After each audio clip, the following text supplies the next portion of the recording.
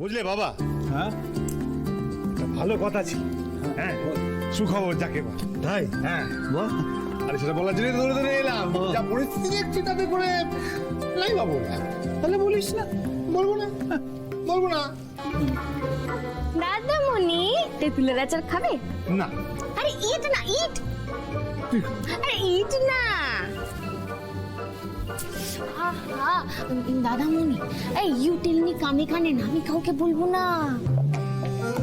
বলো। আরে যা পরিস্থিতি তাতে করে এভাবে বলা যায় না। আমি তো ভেবেছিলাম আমি সবাইকে বলবো। স্যার হচ্ছে কোথায়? হ্যাঁ, তার মানে কেন আমাদেরকেই বা বলা যাবে না কেন শুনি? বলো। বলবো। হ্যাঁ আরে বলো না দাদামণি, এত প্লিজ প্লিজ বলছে তো, বলো বলো। আচ্ছা শোন তাহলে। আয় আয় আয় এদিকে। না এটা নিয়ে আনি।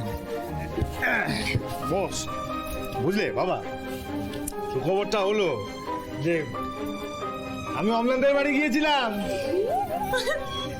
তারা বলেছে তারা এই বিয়েতে রাজি। হ্যাঁ, কথা পাকা করে এসছি। হ্যাঁ। সত্যি দাদামণি? দেন দেন দেন দেন।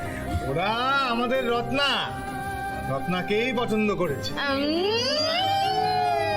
আর ওকে ওই বাড়ির বউ করতে চায়, বুঝলে? আর জাম্বো জাম্বো কি বললো? জাম্বু? কে জাম্বু? আরে জামাই বাবু আমি ভেবেছি এবার থেকে জামাই বাবুকে জাম্বো বলে ডাকবো। সে তো আলাদা করে আর কি বলবো। সে যে একেবারে সোনার টুকরো ছেলে, বুঝলে বাবা? হ্যাঁ, তার মুখে কোনো রা নেই। বড়রা কথা বলছে, সে কোনো কথাই বলে না। আর বলবে কেন? সে তো মন দিয়ে ফেলেছে। সত্যি তুই একটা অসাধ্য সাধন করলি সোম। এই দিনটা যে আমি চোখে দেখবো আমি ভাবতেই পারিনি। এই দেখো চলে যাচ্ছে। ওরে বাবারে বাবারে বাবারে, বড়দিকে দেখ কেমন ব্রাশ করছে।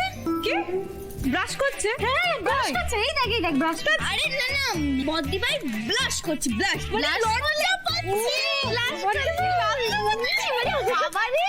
তাই না, দাঁড়িয়ে রইলে কি? প্রণাম কর বাবাকে। বাবাকে প্রণাম কর। না না না, না, থাক না, থাক। আমি এসবের যোগ্য নই। যে যোগ্য তাকে প্রণাম কর। যা দাদা উনিকে প্রণাম কর, যা। না না না, একদম না। তো কি হয়েছে দেখি বাবা, বলো তো? আবার তুমি শুরু করলে। এরকম কেন বলছো? দেখেছিস তো কি বলবো বলতো?